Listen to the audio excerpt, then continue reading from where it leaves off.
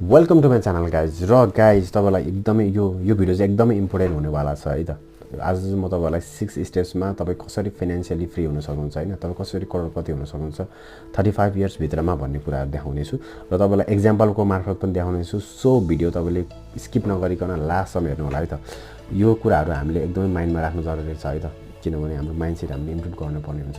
र आज चाहिँ म तपाईँलाई स्टेप वाइज कसरी तपाईँ फाइनेन्सियली फ्री हुन सक्नुहुन्छ त्यो कुरा म भन्नेछु है त। सो भिडियो स्किप नगरिकन लास्टसम्म हेर्नु है त। फर्स्ट स्टेपमा रहेको छ स्टार्ट सेभिङ अर्ली। तपाईँ यदि 18 इयर्स 19 20 इयर्समा हुनुहुन्छ भने चाहिँ तपाईँ एकदमै राइट एजमा हुनुहुन्छ है त इन्भेस्ट गर्नको लागि।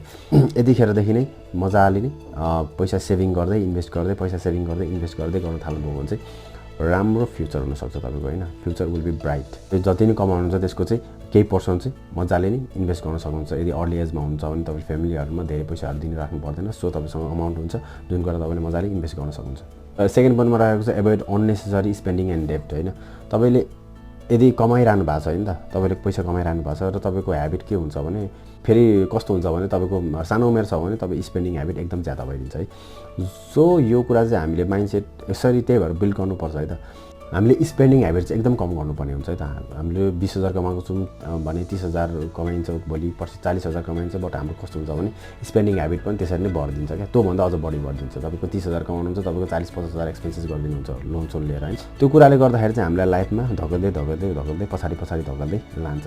सो यो कुरा चाहिँ तपाईँले एकदमै माइन्डमा राख्नु होला है त गाइज। हामीले स्पेन्डिङ ह्याबिट है र डेब्टबाट चाहिँ एकदमै बाँच्नुपर्ने हुन्छ है त। लोनहरू लिँदै नलिने सानो एजमा छ भने होइन, एकदमै ध्यानपूर्वक लिनुपर्ने हुन्छ है त यो कुरा तपाईँले, किनभने तपाईँलाई लोनले नै हामीले संसार जगडेको लोन लिएछ है म्याक्सिमम्। सो हामीले सानो एजमा चाहिँ लोन लिँदैन है त। हामीले पछि बुझ्दै गइसकेपछि तपाईँले इन्भेस्ट गर्नको लागि लोनहरू लिन सक्नुहुन्छ, त्यो फरक कुरा भयो है।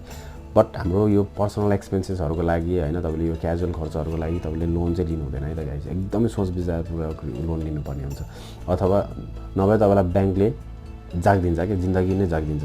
यो कुरा चाहिँ एकदमै ध्यानपूर्वक बुझ्नु होला है त गाइस। र हामीले किन्ने बेलामा चाहिँ एकदमै कुन कुरा बेसिक निड्स हो होइन, यो कुराहरू मात्रै किन्नु। तपाईँको वान्टमा जानुभयो भने चाहिँ तपाईँले चाहिएको कुरा जे पनि चाहियो पैसा छ जो सबै किनिदिन्छु हो त्यसरी जानुभयो भने चाहिँ तपाईँलाई एकदमै गाह्रो पर्ने हुन्छ फ्युचरमा है। सो यो कुरा चाहिँ तपाईँले एकदमै ध्यानपूर्वक बुझेर मात्र तपाईँले स्पेन्डिङ ह्याबिट क्रिएट गर्नु होला है त। र थर्डमा रहेको छ save 50% of your income and invest है त। तपाईँ यदि सानो उमेरमा हुनुहुन्छ भने चाहिँ तपाईँ एग्रेसिभ सेभिङ र इन्भेस्ट गर्न सक्नुहुन्छ है त। तपाईँले 30,000 कमाउनुहुन्छ भने 15,000 चाहिँ तपाईँले छुट्याइदिनु है। 15,000 छुट्याइदिएर इन्भेस्ट गरिदिनु।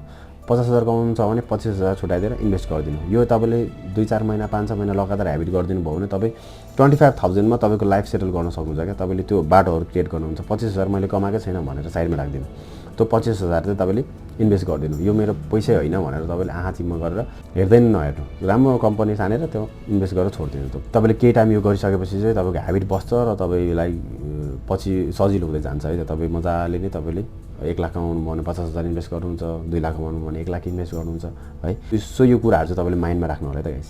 र फोर्थ पोइन्टमा रहेको छ मेक मोर मनी है। तपाईँ यदि जब गर्नुहुँदैछ भने चाहिँ तपाईँले साइड इन्कम गर्नु सक्नुहुन्छ होइन। तपाईँ फ्रिलान्सिङ गर्न सक्नुहुन्छ, अनलाइन जबहरू गर्न सक्नुहुन्छ, तपाईँले बेला बेलामा होइन तपाईँको पार्ट टाइममा पठाउ गर्न सक्नुहुन्छ, तपाईँले यता डेलिभरी कम्पनीहरूसँग सामानहरू डेलिभर गर्ने काम गर्न सक्नुहुन्छ। यसरी साइड इन्कमबाट चाहिँ तपाईँले आफ्नो पर्सनल एक्सपेन्सेसहरू घटाउन सक्नुभयो भने होइन, आफ्नो पर्सनल एक्सपेन्सेसहरू चाहिँ तपाईँले साइड इन्कमबाट कभर गर्न सक्नुभयो भने तपाईँको मेन इन्कम बाँच्छ जुन चाहिँ तपाईँले मजाले इन्भेस्ट गर्न सक्नुहुन्छ। सो यो कुराहरू चाहिँ तपाईँले बुझ्नुपर्ने हुन्छ त गाइज। हामीले कसरी पर्सनल एक्सपेन्सेस घटाउने होइन र तपाईँको इन्कम चाहिँ कसरी धेरै सेभ गर्न सकिन्छ, यो कुरामा चाहिँ तपाईँले हामीले ब्रेन स्टर्मिङ गरेर लाग्नुपर्ने हुन्छ। र फिफ्थ पोइन्टमा रहेको छ लाइफस्टाइल इन्फ्लेसन। यो भनेको चाहिँ के भन्दाखेरि हामी आज 30,000 कमाउँछौँ होइन, भोलि 40,000 कमाइहाल्ला, पर्सि 50,000 कमाइहाल्ला, त्यसरी नै हाम्रो इन्कम बढ्दै जान्छ। तर हाम्रो लाइफस्टाइल के गर्छौँ भने हामी त्योभन्दा दुगुना बढी बढाउँदै जान्छौँ कि 50,000 कमाएको छ भने 60-70,000 खर्च गर्ने खालको हामी लाइफस्टाइल देखाउन खोज्छौँ। 1 लाख कमाउनु छ भने तपाईँलाई गाडी चाहियो अब होइन, गाडी चाहियो। नेपालमा 50-60 लाखको गाडी चाहियो तपाईँलाई। हो यो कुराहरूले हामी डिग्रेड हुँदै हामीलाई लोनले खाइदिन्छ क्या लास्टमा। हामी जति कमाए पनि हामी फाइनेन्सियली फ्री हुन सक्दैनौँ, किनभने हामीलाई स्ट्रेस हुन्छ, जसले गर्दाखेरि चाहिँ हामी राम्रोसँगले बाँच्न पनि सकिँदैन। मान्छेलाई देखाउनको चक्करमा हामी आफ्नो लाइफ आफैले धरापमा पार्छौँ है त। यो कुरा एकदमै बुझ्नुपर्ने हुन्छ है त। हामीले लाइफस्टाइल इन्फ्लेसन कदापि गर्नुहुँदैन है त।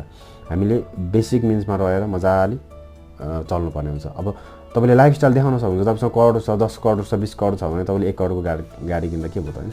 त्यसले त केही फरक पार्दैन नि त।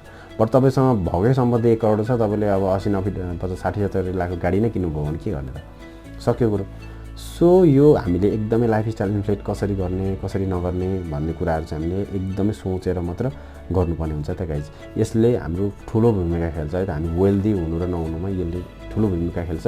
र तपाईँले आफ्नो आसपासमा आफ्नो बुवा आमा आफ्नो फ्यामिली आफ्नो साथीभाइ सबै कुरामा हेर्न सक्नुहुन्छ है त, कसरी लाइफ इन्फ्लेट गरेर आफ्नो लाइफ बिगारेर हुन्छ है त। यो कुरा चाहिँ तपाईँले एकदमै बुझ्नु पर्छ।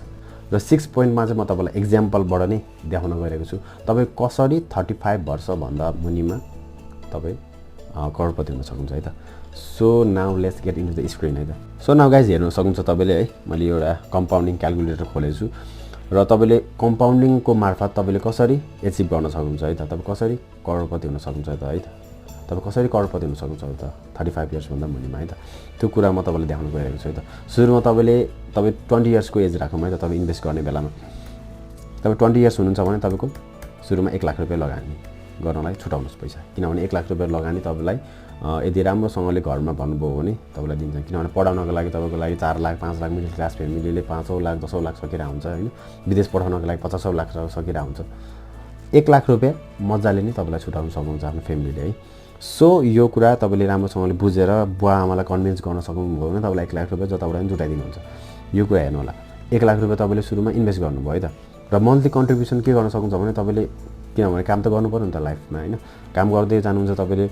र तपाईँले 30,000 कमाउनु छ भने 15,000 इन्भेस्ट गरिदिनु, किनभने तपाईँ एकदम कम उमेरमा हुनुहुन्छ भने यो हेबिट बसाउनै पर्ने हुन्छ गाइज है। अब क्लब गएर यता नाचेर उता नाचेर पैसा जति सकेर सबै अनि अन्तिममा बुवा आमालाई नि बोझ हुन्छ हामी है, हामी सबै कुराबाट बोझ हुँदै जान्छ। किनभने सो हामी 19 20 21 इयर्समा हामीले यो कुराहरू यो एजुकेसन हामीले लिन सक्यो भने चाहिँ हाम्रो लाइफ बेटर हुन्छ क्या गाइज। तर हामी के हुन्छ भने हामी केटीको चक्करमा लाग्छौँ होइन, केटीको चक्करमा लाग्छौँ, त्यतिखेर हामी दुनियाँ यताउता दुनियाँ दिवाना गर्दै हिँड्छौँ है, जसले गर्दाखेरि चाहिँ हामीलाई डिग्रेड गर्दै जान्छ क्या। सो हामीले चाहिँ यो फाइनेन्सियली सुरुमा चाहिँ हाम्रो, किनभने हाम्रो मेन गोल नै फाइनेन्सियल हुनुपर्छ है त। यो भएन भने चाहिँ हाम्रो अरू बन्डेजेसहरूबाट हामी मुक्त हुन सकिँदैन। सो तपाईँले हेर्न सक्नुहुन्छ गाइज है, तपाईँले मन्थली कन्ट्रिब्युसन तपाईँको मन्थली 30,000 कमाउनु छ भने 15,000 यहाँ लगानी गरिदिनुहोस् है त मन्थली तपाईँले है। यो तपाईँले 4-5 महिना गर्ने हेबिट गर्नुभयो भने तपाईँ अटोमेटिकली लगानी गर्नुहुन्छ, तपाईँलाई कसैले भन्न नै पर्दैन। र लेन्थ अफ टाइम यो तपाईँले 15 वर्ष राखिदिनु है त, किनभने तपाईँ 20 इयर्सको हुनुहुन्छ भने 35 इयर्स हुनलाई 15 वर्ष बाँकी हुन्छ है त। 15 वर्षसम्म तपाईँले 15,000 मात्र भनेको छु है मैले, किनभने तपाईँको त इन्कम बढ्छ नि त। 15 वर्षमा तपाईँले त लाखौँ कमाउनु होला, 2 लाख कमाउनु होला, त्यसपछि तपाईँ त मिलियनर होइन 10 करोडै कमाउनुहुन्छ पछि त होइन। बट मैले चाहिँ बस जेनरल रूपमा हेरेर मैले भनिरहेको छु, तपाईँको मन्थली इन्कम 30,000 छ भने 15,000 इन्भेस्ट गरिदिनु होला है त। र एस्टिमेटेड इन्ट्रेस्ट रेट तपाईँको 20% राख्यौँ है त, किनभने नेपाली स्टक एक्सचेन्जमा तपाईँले राम्रोसँगले लगानी गर्न सक्नुभयो भने, राम्रो कम्पनी छानेर तपाईँले ग्रोथ कम्पनीहरू छानेर लगानी गर्न सक्नुभयो भने तपाईँले इयरली 20% रिटर्न पाउन सक्नुहुन्छ है त। सो के भयो भन्दाखेरि र एन्युअली है त कम्पाउन्डिङ क्यालकुलेट गरिदिउँ है त कति निक्लिन्छ। र यहाँ हेर्न सक्नुहुन्छ गाइज तपाईँले द रिजल्ट्स आर हियर है त। In 15 years you will have 1,45,07,021 rupees हुन्छ है त तपाईँसँग। यो डलरमा देखाएको छ, मैले बाहिरको वेबसाइटबाट गरेको हो त्यही भएर है। र भ्यालु हेर्नु होला 1,45,07,021 रुपिस तपाईँसँग हुन्छ 35 इयर्ससम्ममा। तपाईँले यति मात्र इन्भेस्ट गर्नुभयो, तपाईँ 1 लाख रुपियाँ मात्र इन्भेस्ट, अब यहाँ 2 लाख तपाईँले इन्भेस्ट गर्दाखेरि कति हुन्थ्यो होला सोच्नुहोस् होला गाइज। तपाईँले होइन 1 लाख इन्भेस्ट गर्दाखेरि तपाईँ 1 करोड चाहन्छन् 50 लाख भयो। तपाईँले 2 लाख रुपियाँ तपाईँले सुरुमा तपाईँको 20 इयर्सको एजमा तपाईँले 2 लाख रुपियाँ इन्भेस्ट गर्नुभएको भए कति हुन्थ्यो होला, 5 लाख इन्भेस्ट गर्नुभएको भए कति हुन्थ्यो होला होइन। सो कम्पाउन्डिङले त्यसैले हामीलाई रिटर्न दिन्छ इन द लङ टाइम है। र तपाईँ 35 इयर्समा 1 करोड पाउनु भएन त, 1 करोड होइन 1,45,00,000 रुपिस भयो पाउनुभयो। सो है त, सो हामीले यो कुराहरू एकदम बुझेर हामीले राइट टाइममा राइट एजमा लगानी गर्न सक्यो भने चाहिँ हामी फाइनेन्सियल फ्री राइट टाइममा हुन्छ र हामीले लाइफ इन्जोय गर्न सकिन्छ है त मजाले नै। धेरै नै टाइम हुन्छ नि त, तपाईँ 65 इयर्ससम्म रिटायरमेन्ट एज कुरेर बस्नु पर्दैन, तपाईँ 35 इयर्समै रिटायर भइदिनु भयो है त। र हेर्न सक्नुहुन्छ तपाईँले यहाँ अब तपाईँले 5 लाख लगानी गर्नुभएको भए, बिजनेसको लागि 5 लाख रुपियाँ तपाईँले लगानी गरेर फ्यामिलीलाई कन्भिन्स गर्न सक्नुभयो र लगानी गर्नुभयो भने ल हेर्न सक्नुहुन्छ तपाईँले त कम्पाउन्डिङ रिटर्न के हुन्छ तपाईँको 20 करोड विदिन 15 इयर्स। तपाईँ 35 इयर्स हुँदाखेरि तपाईँसँग कति हुन्छ 20 करोड 66,98,000, तपाईँको 20 करोड 6,70,830 रुपियाँ हुन्छ यो भनेको धेरै नै बिग अमाउन्ट हो है। तपाईँ रिचको 1% मा पर्न सक्नुहुन्छ यति भयो भने, किनभने तपाईँको मिलियनर हुनुभयो तपाईँ है। र रेट तपाईँले अब इन्ट्रेस्ट रेट तपाईँले घटाएर पनि हेर्न सक्नुहुन्छ। तपाईँले 15% को इन्ट्रेस्ट रेटमा राखिदिनु भयो भने पनि तपाईँले क्यालकुलेट गर्दाखेरि तपाईँ कति हुनुहुन्छ भन्दाखेरि तपाईँको 12 करोड हुन्छ। इभन अहिले पनि तपाईँ मिलियनर हुनुहुन्छ है त। विदिन 15 इयर्स तपाईँले राम्रोसँगले लगानी गर्नुभयो भने 5 लाखको लगानीमा मन्थली तपाईँले 15,000 मात्र इन्भेस्ट गर्नुभयो भने तपाईँ मिलियनर हुनुहुन्छ विदिन 35 इयर्स। सो यो कुरा चाहिँ तपाईँले एकदमै बुझेर बस्नु। यो कुरा चाहिँ तपाईँले माइन्डमा एकदम राखेर आफूले सोच्नु होला है। तर thank you again guys for watching this video है। तपाईँलाई भिडियो मन पऱ्यो भने प्लिज लाइक बटनमा क्लिक गरिदिनु होला, सब्सक्राइबमा पनि क्लिक गरिदिनु होला र बेल नोटिफिकेसन आइकन पनि क्लिक गरिदिनु होला है, जसले गर्दा चाहिँ मेरो भिडियोजहरू तपाईँलाई नोटिफाई गर्छ आगामी दिनहरूमा। र अरू भिडियोजहरू हेर्नु मन छ भने आई बटनमा छ त्यहाँ क्लिक गरेर हेर्नु होला है। र यति भन्दै आज म बिदा माग्न चाहन्छु है त गाइज। नमस्ते।